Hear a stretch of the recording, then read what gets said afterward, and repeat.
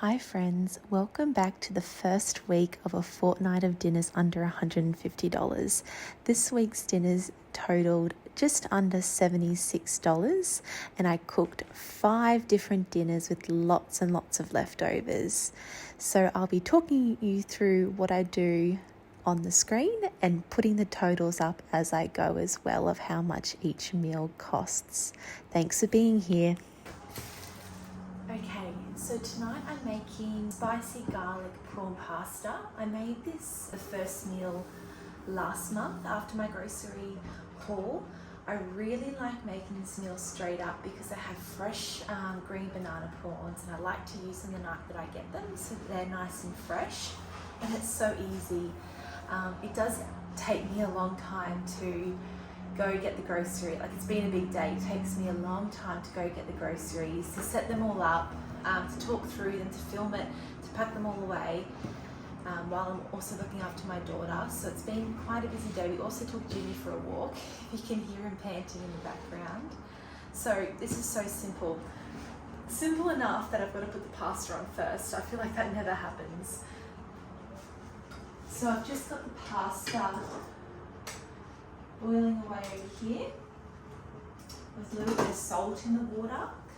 I always forget to put the salt in, so I've put some salt in a little ramekin, so it's there, easy, ready for me to just pop in the water every time I make pasta. So what I'm going to do is I'm going to chop up the garlic, squeeze a lemon, chop up the prawns, and then get it all going. This is some really nice Aussie garlic. If you didn't see my budget grocery haul that I just did today for 2 weeks, the next fortnight, make sure you go and have a look at that video. I was saying how I'd finally found a local Australian garlic grower. And he was kind enough to drop me off 2 kilos of his garlic. He sold it to me for $20 a kilo. So I'm really looking forward to tasting it tonight in this dish where the garlic really shines through. It smells really nice. Like, it smells really garlicky. It looks really nice. So hopefully it tastes really, really nice. That's what I'm using tonight in this recipe. I'm also filming how I am going to process all of that garlic, because I obviously can't keep all that garlic fresh for how long it will take me to use it. Although we do go through a lot of garlic, we cook with it almost every night. Like, yeah, it's rare if I don't cook with garlic. And I always put a few more cloves in than what it asks for.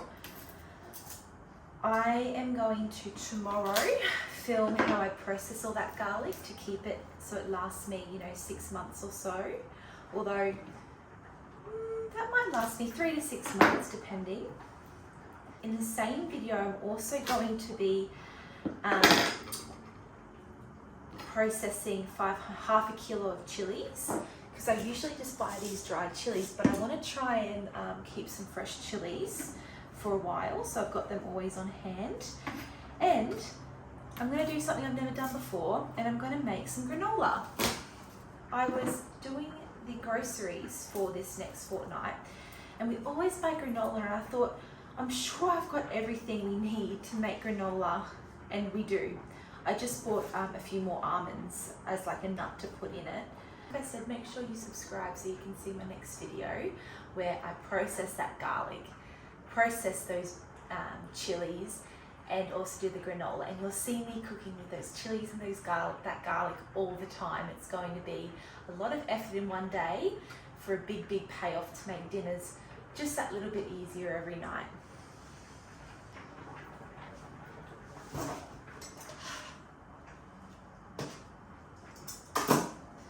Okay, I better get a wriggle on here.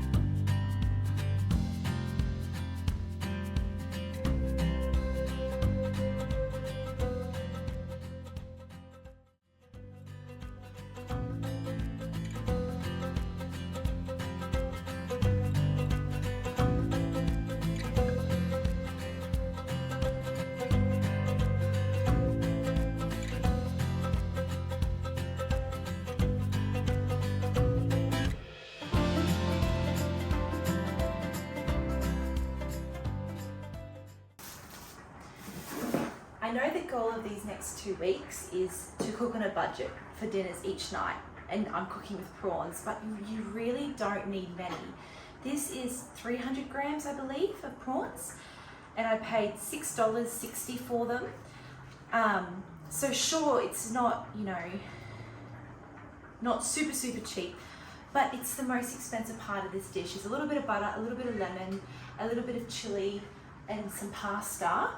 So really, this dish probably costs maybe $7.50, $8, which is really cheap these days for a full dinner, and it's easy. So yeah, to me it's worth it, and to me it's that way of getting a little bit more variety as well when you are on a budget. Okay, and they stretch because you're cutting them up quite thinly. Like I dice it maybe 4 times, each of maybe 2 or 3 times each of the prawns, so like it goes a long way and it has that flavour in the dish. So that's all done.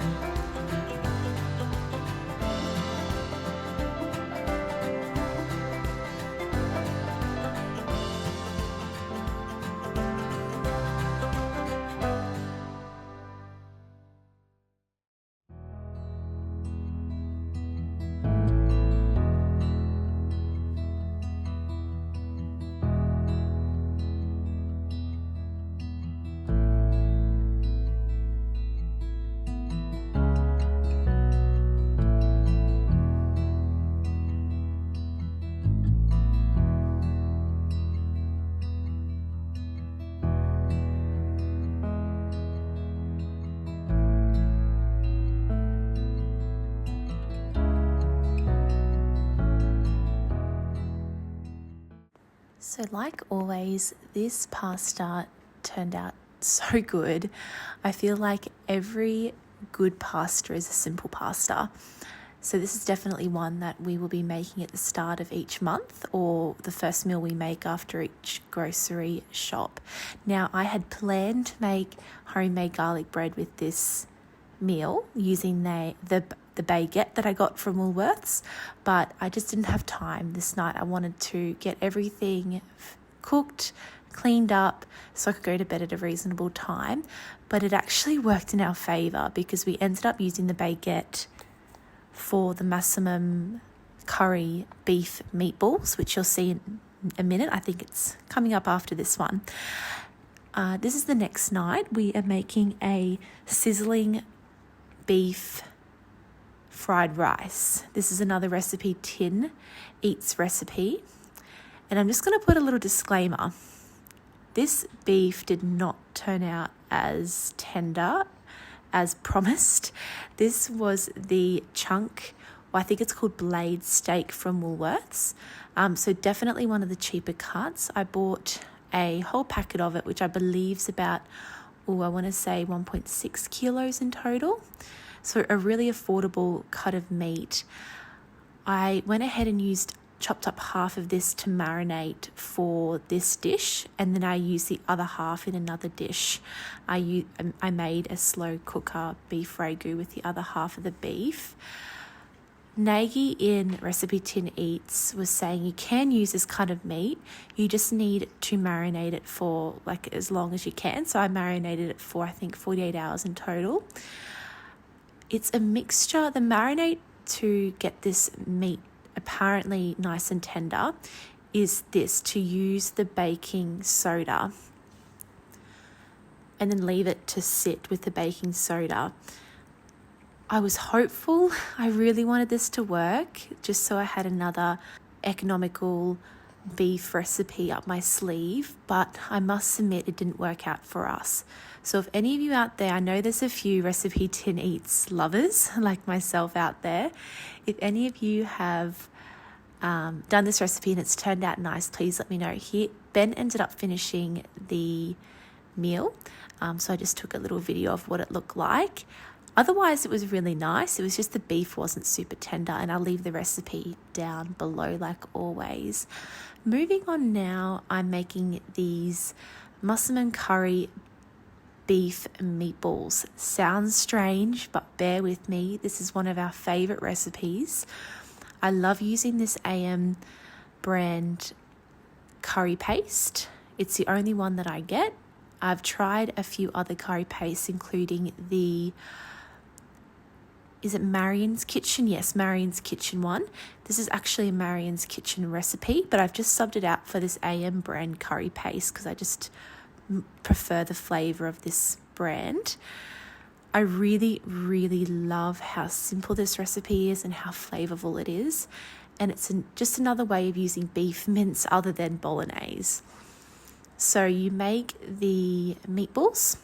The trick with this recipe is you actually cook the meatballs in the oven almost fully before then just finishing them up in the saucepan with the sauce. The meatballs are super simple too. All you need is your beef mince, some panko breadcrumbs, some salt, pepper, an egg, and also a brown onion. The trick to these meatballs and also to the chicken meatballs that I'll be making next week is you grate the onion instead of finely dicing it. So it just adds more moisture to the meatballs. I made a mistake here though. I forgot the onion. So instead of putting the onion in the meatballs, I just added the onion, diced it up finely and added it into the sauce. I couldn't tell the difference, to be honest with you. It still had that onion flavour, so I'm glad that I realised before I'd finished cooking so I could add it into the sauce. So just now, as I sit here and look back on this recording, I'm thinking this would be a really great option for a make-ahead dinner. Next time I make this, I'm going to make double the meatballs, roll them out and pop half away in the freezer for a meal down the track. So I've got the meatballs ready.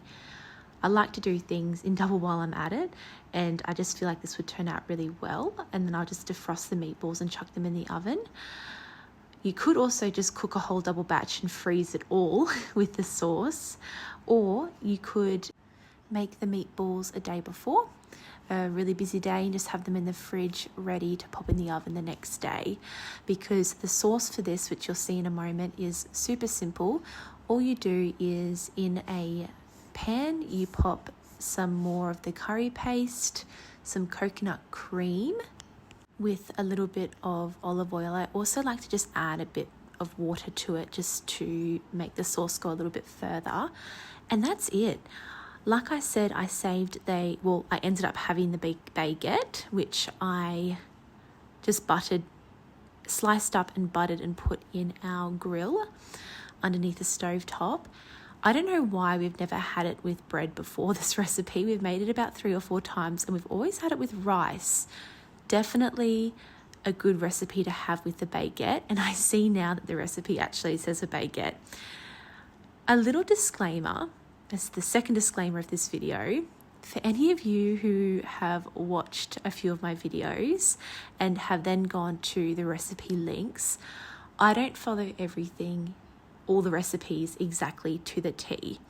For example, for these meatballs, I like a richer flavour of the curry paste, so I've probably added 2 or 3 times the amount that's recommended in the Marion's Kitchen recipe. So you'll see little quirks like that. I usually do the recipe pretty much exactly how it's said to do the first time that I do it, and then if I'm doing it again, I'm familiar with it, I'll play around a little bit. So just a little note of, for any of you that might have noticed that with my videos not quite matching up to the recipes, but most of the time I'll still use pretty much all the ingredients that the recipe recommends to use. So here I am just making the sauce. Like I said, I ended up adding the onion into the sauce because I forgot to add it in to the meatballs. And that's because I wasn't following the recipe exact. And it wasn't until I just checked, because I felt like something was missing and I realized that the onion was missing. To be honest, if I didn't have an onion or I missed the onion, I probably would not have missed it too much. It's still a really flavorful dish without it.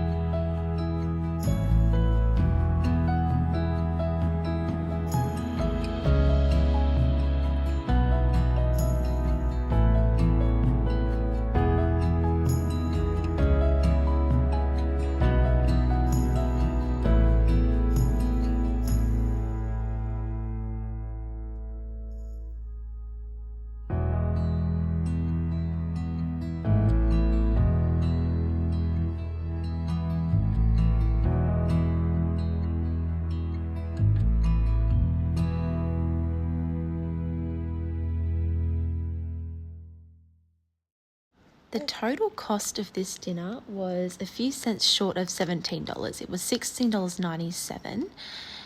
Other than the mince, which works out to be $6.50, The curry paste is $4 and the coconut cream is $3.90. They're both AM brand, which are almost double the price of other brands available. So if you're on a even tighter budget, you could bring the price of this meal down.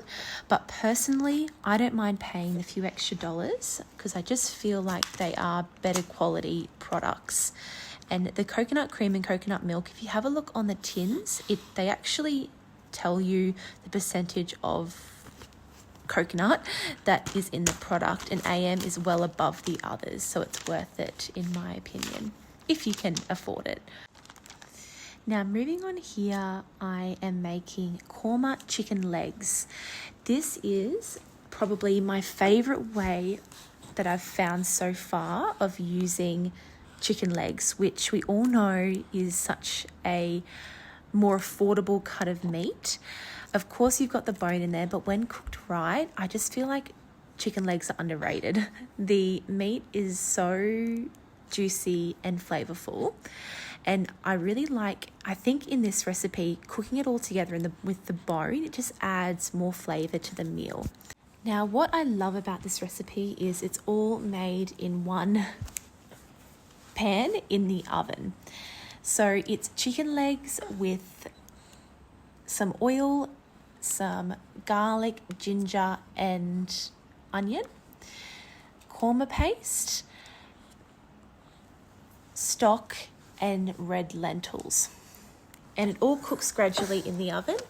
On this night, I served it with coconut rice, but you can just obviously make normal rice or serve it with bread if you wish. For those of you that are looking at making this recipe yourself, I've popped the recipe down below. I've always made this recipe though with half the amount of chicken legs, just because we don't need what the recipe calls for, which is 12 chicken legs, and also because 6 fit perfectly in this pan. I noticed as well, I had to count it a few times because I thought I was going crazy. There's only 5 chicken legs in this packet of chicken legs, and it's because that second one there is so big. But usually I make it with 6 chicken legs, and this feeds my partner and I for dinner and for lunch the next day with an extra meal on top of that as well. So it makes a lot. A few other notes too. I didn't buy any chicken stock this fortnight because I had some chicken stock in the freezer from when I made my chicken noodle soup, because you boil the whole chicken and you're left with a lot of extra stock. I grated my ginger from frozen, which I always do. I buy my ginger in bulk and leave it in a Ziploc bag in the freezer and just grate it when I need it. And I also use leftover lentils and passata that I had in the cupboard, even though I had bought these for the fortnight, so that I had an accurate price for my fortnight shop. But I ended up using just what I had left over in the fridge and the cupboard. If you're wondering why, there's a open pack of lentils going in and also passata. Now, the recipe calls for cooking the chicken legs with the korma paste and the onion in the oven for a while before then adding the lentils and the stock. This is just so that the chicken can cook through a bit quicker. At this point, I like to add in some frozen spinach. I just feel like it goes with this recipe really well, and it adds an extra serving of veggies in. I also serve it with cauliflower rice, but you can of course serve it with normal rice if you want. So on top of the on top of the chicken legs, you put your cup of lentils and then your chicken stock, and then pop it back in the oven until it's all cooked through. What you can do as well, don't worry if you can't fit all the chicken stock in now. I find that that's happened to me a few times. I just take it out to check on it, give it a stir, and add in more chicken stock as needed, however much the lentils need. And I've also popped in, as you can see there, the tomato passata. If you're wondering too, the chicken stock is stored in little breast milk bags. The reason for this is they're the perfect size to hold a cup of stock, and I bought a heap from Temu before I had my daughter, thinking I'd use them for breast milk, and then I've just opted to use them for stock instead, and I've bought higher quality ones for breast milk just as a personal preference of mine. But it's ended up being really great because I've got all these little bags that I can use to store my chicken stock in after I make meals, like the chicken noodle soup. Now, this is another really affordable meal, coming in at $18.20 in total. The most expensive part of this meal was the korma paste. I used a third of the jar that I bought, and it was $7.50. But I like the brand of korma paste that I bought, and it lasts a while in the fridge after it's been opened, so I'll definitely use it again next month. I managed to pick up the cauliflower for $4 at my local fruit and veg shop, but I know that they can be a lot more expensive than that, like at Coles and Woolies. And I've also served this not only with cauliflower rice, but we also had some naan bread with it. And I buy a pack of 4 garlic naan breads from Woolies for $4.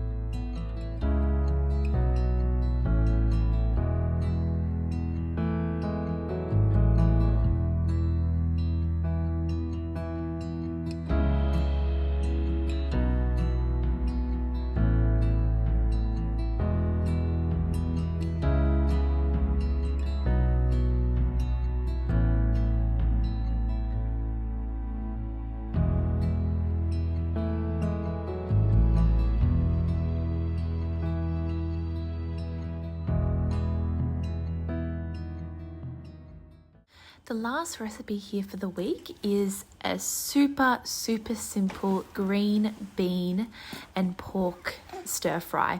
This is our go-to pork mince recipe. We make this at least once a month. All you need are green beans, some onion, some pork mince, and then for the sauce, it's some dark soy sauce, Chinese cooking wine, and also I've got some crispy chili oil. I usually don't add carrot, but I just wanted to add some more veggie to this meal. So I've popped a carrot in, and I'm going to do it each time. It went really nicely with the pork and the beans. I decided to make a double batch while I was at it. So I used a whole 800 grams of pork mince for $7, and then 400 grams of green beans, which were $4. This meal comes to just over $11 if I factor in the cost of the carrot and the onion and a little bit of the sauces. I'd say maybe it's $1 extra. So $12 in total max for this dish. Also need some rice, but I buy it in bulk, so that was probably less than $1 worth of rice as well. It goes a really long way, and it's a super quick and yummy dinner.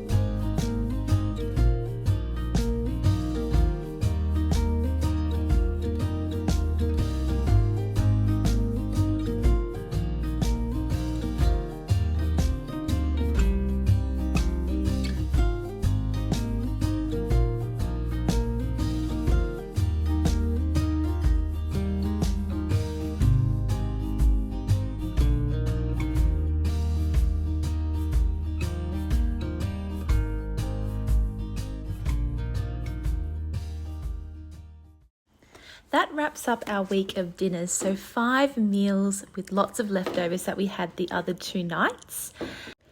And I do want to apologise for how late this video is. It's a few days late. I usually like to upload my videos between Friday and Sunday, but it's now Tuesday. So I'm sorry for it being a few days late, but I do have a jam-packed week of videos that I will be uploading. Sorry if you can hear my daughter playing. I will be uploading 2 more videos before the end of this week for a total of 3 videos. So stay tuned if you would like to see more content from me. One of the videos will be the second week of budget meals for this fortnight of under $150. And the third and last video will be my December monthly grocery haul, which I filmed today. Now, if you guys are interested in getting a little bit of help in the new year for planning your meals throughout the month, check out my Patreon. I'll link it down below to either have a monthly meal planner emailed to you to print out at home or delivered to your door each month. The meal planner has room for you to pop your meals down for the whole month. Down the bottom, a place for you to jot down what you need to remember to get for your top-up shop throughout the month. A little section for you to track how your spending's going for the month, and also for any food in the fridge that needs to be used up. And Jimmy features on each monthly calendar as well. And along with the monthly calendar, you also get a grocery list, which I've sectioned out into areas of the grocery store as an easy way to jot down what you need to get to not forget anything at the shops. Thank you guys so much for being here, and I'll see you next week.